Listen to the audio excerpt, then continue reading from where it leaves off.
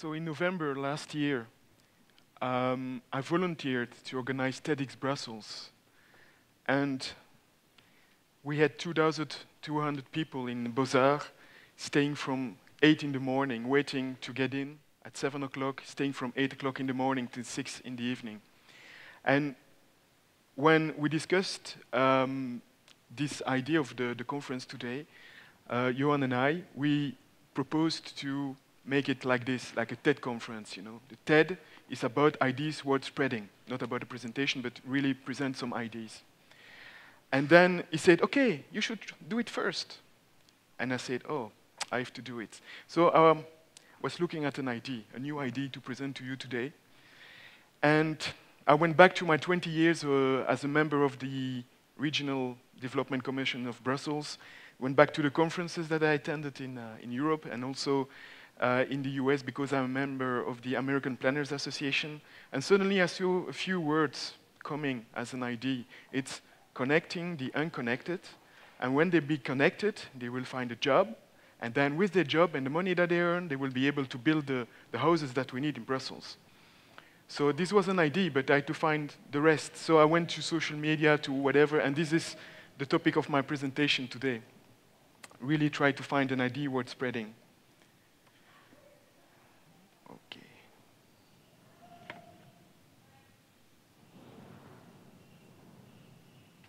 Next. Okay. Thank you. It's about technology.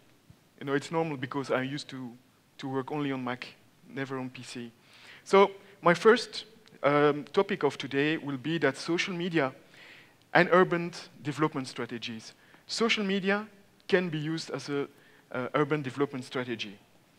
You know, when something very important is happening in the city, people are gathering, like in Boston in April 15 after the bombing, but they're also now connecting through social media for the best and for the worst. This guy killed himself because he was put on social media as one of the suspects of the bombings. But there are also a lot of generosity coming through social media. So people are connecting through social media when something is happening. The riots in London in 2011, people were gathering through Facebook, and then they were acting in the environment.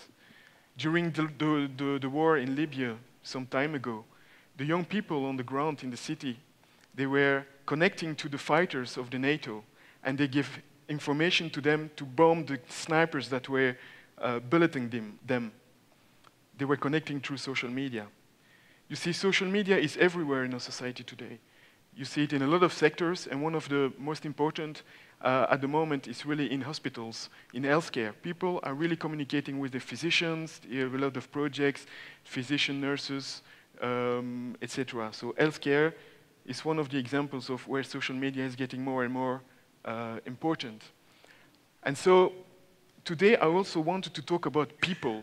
We are always, during the 20 years at the Commission of Development of Brussels, talking about bricks and mortar, where we will put this infrastructure, where we'll put this kind of housing. But urban planning is especially is about people. And so one of the paradigm shifts that we could do is going from planning for bricks and mortar to brains and creativity, so that people are in the center of the planning effort. We already saw that in a few examples. I used to play from the 80s a game called SimCity. It was very amusing, you know, I was on my computer screen, you know, playing with the fact that you had a city without police, so that there was a lot of mugging, and then, you know, putting a lot of police, and then you didn't have money anymore to pay for the civil servants, so that people were leaving the city. This was kind of a big urban development tool. Now, they are talking about using this tool, but 2.0. That everybody is getting on a platform to really talk about their community, what they want in their community, and then just test it on the software, with the software on the platform, and then after that, why not? But I didn't find examples till now going into real life. This is gamification. So, City 2.0, where people are gathering around the platform, a software platform, and that they are. And it's also possible to crowdsource. When you have a project, for example, you want to build an infrastructure or you want to do something for your community, that people can participate or pay more taxes or whatever. You can really crowdsource the financement of the infrastructure or the corridor that you want to create, or the school, for example, also that you would like to build for your community. This is a small example that I found about sustainable buildings in the UK, where they retrofitted some old houses and where everybody was following it and on Facebook during 2 years to really give the experience about how the house was better isolated, what kind of consumption they had via Facebook. So what I also found in this is a tool that could be very interesting for real estate developers. It's really using social media and online tools to really, before you are even developing your project, or that you're asking your permit, to already ask to the community if it's okay. What do you want? Is it okay if I build a tower of 200 dwellings, for example, and that people can have their say before even that the project is started? So Zublin this morning, he had a problem with the mega project. This could be a way, of course we have to test it, this could be a way to really accelerate the projects that we would like to build. And I found some interesting conferences about it in the United States. So if you want to go to the website after that, you can go to this. Also, urban development on social media. HUD, it's the American Administration of Housing. They are using social media to really communicate with the projects, with the developers, with the architects, with the financiers of their projects. And also in Brussels, I'm finally coming to Brussels, we started a very successful project 4 years ago. It's called the Alliance Emploi Environnement, where all the people that are concerned about a certain topic are in a room, not via social media, but really meeting face-to-face and trying to find some actions to really solve the problems. And this was very successful. We have a very good result with this. And it's more like public open innovation. You know, all the people concerned with a certain topic, they come, they talk, and then they decide, and the government is following the proposals of these work groups. So I wanted to show first that social media could be an urban development tool. Now, about connecting the unconnected and the jobless. You know, when you talk to people, I also have the experience. Since 15 years, I'm in the labor court in Brussels, and I have a lot of files, and I examine things, and you see that a lot of people that are jobless or homeless, they are jobless because they don't have the good connections to really be able to find a job. And so when you are unemployed, you suddenly get employed, or you never had a job, you will slowly become a stranger to the society, to your community. And so you think that you're a constant failure in life because you don't have the good connections. You really fall in a deep hole. And this was the Economist a few times ago. Sometimes we are creating a generation of jobless people. In Brussels, you will see the figures after that. We have 110,000 jobless people. And so slowly you're falling in a hole. Everybody sucks. We are feeling alone. And this is the feeling that you can have. Like that. Or like that, this is more dangerous. We should be aware that the city boom doesn't give this kind of reactions from people. And then suddenly, when you're connected, when you have a job, you're suddenly connected to your colleagues, to the society, to your employer. You can go to the physician because you have the money to do it. And suddenly everything changes, and you can buy this kind of beautiful houses from the SDRB. Because we have a lot of work to do in Brussels, these figures are not smart. We will have 200,000 or 180,000 new inhabitants in 2020 on a small territory. We are the third richest region in Europe. We have 110 jobless people, 66,000 long-term plus 1 year or more. We have 27,000 people on social benefits. We are 30%, and this can vary. Sometimes it's 50%, but I took this figure on the website of the Brussels region. 30% of inhabitants are considered poor, and we have 85,000 businesses, but only 30,000 new job offers a year. This is the main problem of Actiris, to find jobs for the jobless, is that there are only 30,000 new job offers a year in Brussels. And so what did we do till now? I think, personally, we did a lot of planning, always new plans. Since the start of, I was first at the Brussels Regional Development Commission in '94, and we had all this succession of all this planning, you know? And we were thinking about bricks and mortar, and it gave a lot of red tape to really be able to get your permit. I think that for a big project in Brussels, you need 4 years before you have your permit. And so we have huge challenges. We cannot afford this anymore. We have huge challenges, and we have limited means and budget. So, according to my idea, which elements can transform Brussels into a smart and then a wiki city? What's a smart city? I will not extrapolate on that because we already talked about it this morning very well. But it's about smart economy, smart people, smart governments, smart mobility, smart environment, and smart living. It's not only about environment and transport.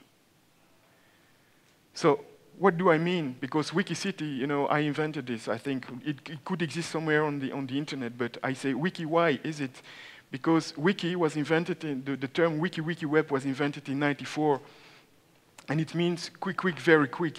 And this is where it's coming from the shuttle at the airport at Honolulu. This is not a picture I took. And then the most well-known application of wiki is Wikipedia. It's really the encyclopedia that revolutionizes the encyclopedia, and where everybody is collaborating on a subject. And this is the idea of the wiki city, that everybody is collaborating to achieve a goal.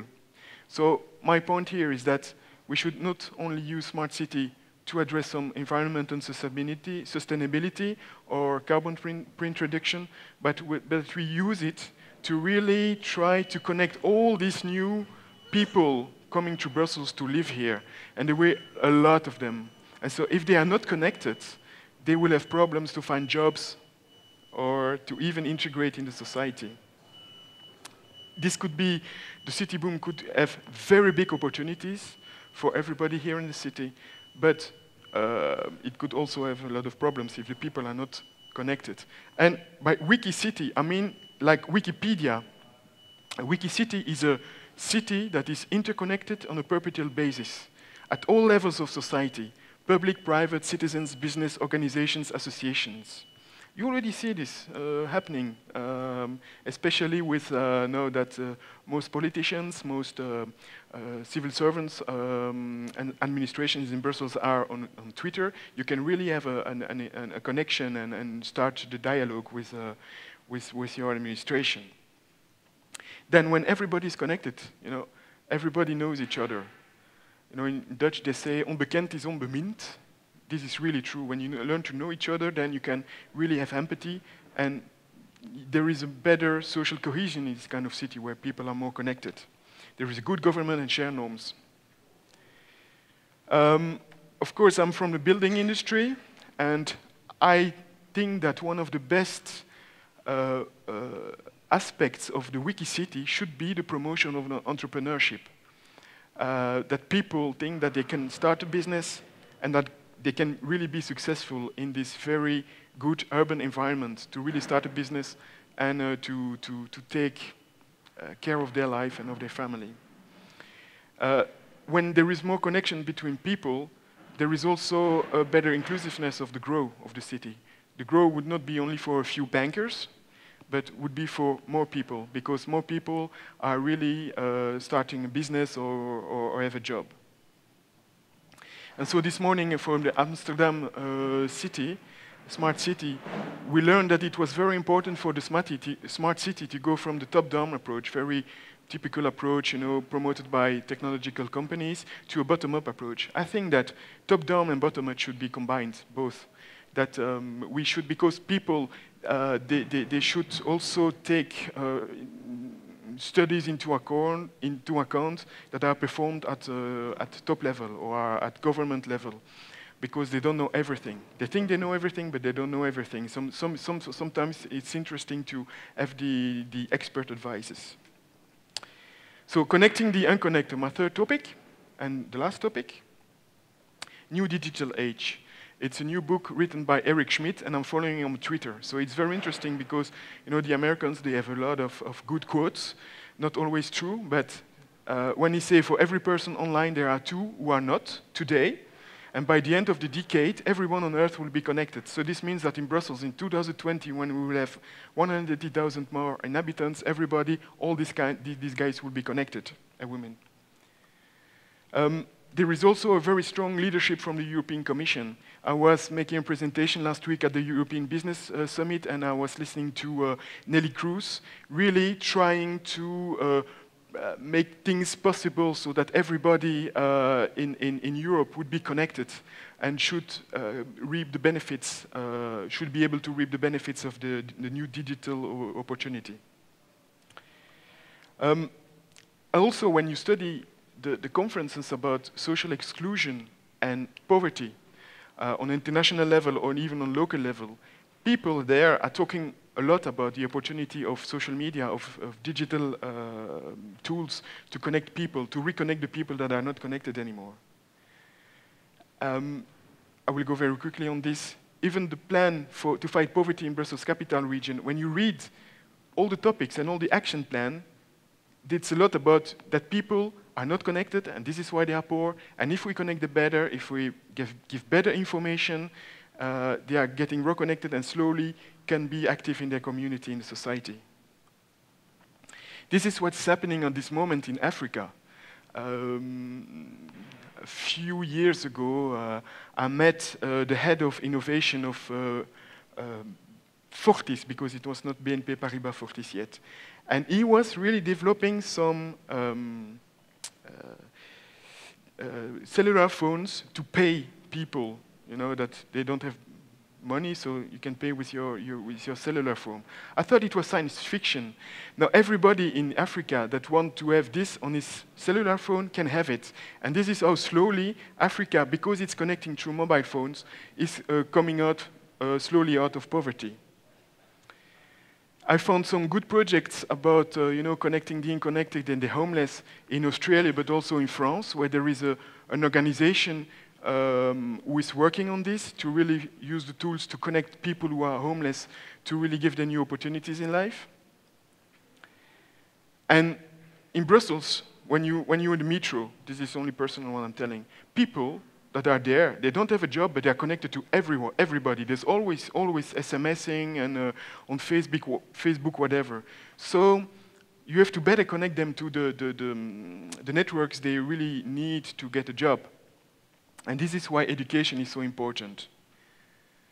So this is very difficult to try to influence or to reform or to innovate in education. But I think that this is the basis where we should work in the city, school, education, try to get people connected to the right networks. This is where it's happening when you're 12, when you're 13, and that you're losing feet in your life at school. This is the last example that I found that a fully connected wiki city. It's Monmouthpedia, a Welsh town where everything is in the street, where you can, apply your QR code, and that everything is be found on Wikipedia. I would like to go there one day to find out it's really true, because I found this example on the internet and I really love it. So when you put your QR code there with your smartphone, then you have all the information about the Robin Hood Inn, about how this house was built, etc., who was owning it, etc. So everywhere QR codes, the really wiki city, Monmouthpedia. So my idea what's spreading is really that when you connect people that are unconnected or not well connected, you will be able to really fight poverty and to have a sustainable growth during the city boom of the coming years in Brussels. But don't forget that analog is very important as well. We will not do everything with technology, but we have to meet face to face. And this is also very important, that with the social media, we still are connecting physically to each other. Thank you very much.